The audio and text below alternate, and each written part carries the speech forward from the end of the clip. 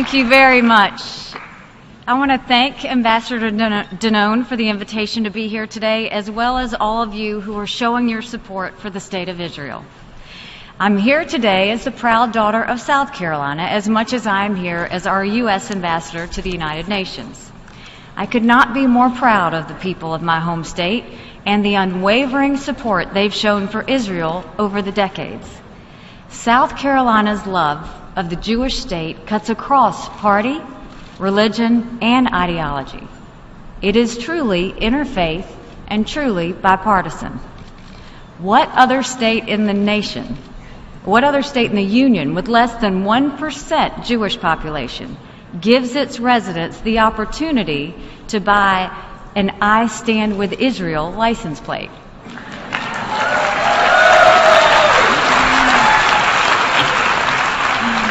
It's true, you can drive from the coast of South Carolina to the upstate and see cars with the Israeli and South Carolina flags on them and going proudly. So I'm very proud that South Carolina led the nation in taking on the anti-Semitic BDS movement. We passed a law in 2015 that unapologetically upholds the values that Israel and the United States share. We were the first in the nation to do that. In our state, we said we will not use taxpayer funds to do business with any company that discriminates on the basis of race, color, religion, gender, or national origin. And make no mistake, that is exactly what the BDS movement does. As governor, jobs was my #1 issue, but I did not hesitate to sign the law that declared our state would not do business with people who traffic in hate. It was my privilege to sign the bill, but the honor for its passage goes to the people of my state. Our bill became the model for other states to oppose the BDS movement. So what a tragic irony it is that today I am once again engaged in a fight against those who seek to hurt Israel. But this time, as the U.S. ambassador to the United Nations. The effort to delegitimize the State of Israel being waged on college campuses and the anti-Israel obsession at the UN are one and the same. They both seek to deny Israel's right to exist. They are both efforts to intimidate her friends and embolden her enemies. They are both extensions of an ancient hatred.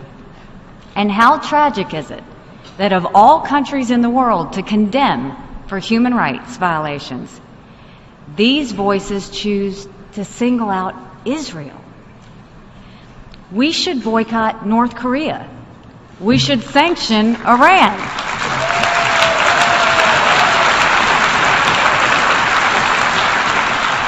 We should divest from Syria, not Israel. It makes absolutely no sense, and it has no connection to any reasonable definition of justice.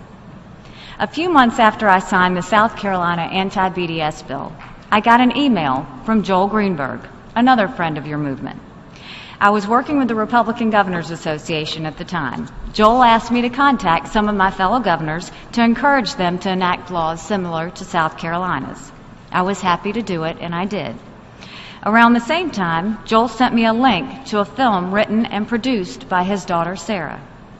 It was the story of her grandparents' survival of Auschwitz. In it, she talked about seeing the number tattooed on her grandfather's arm as a young girl. And her grandfather talked about seeing the skies over Auschwitz glow red at the night from the heat of the crematoriums. Sarah's film is about her journey toward understanding her family's history and the Holocaust. It is a journey toward truth. The effort to delegitimize Israel that travels under the name BDS is something very different. It is a movement away from truth and away from history.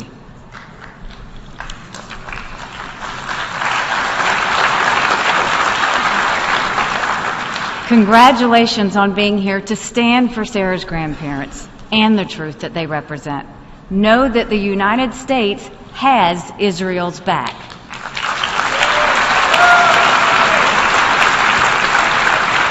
and know that you now have a friend and a fighter in the UN to help you.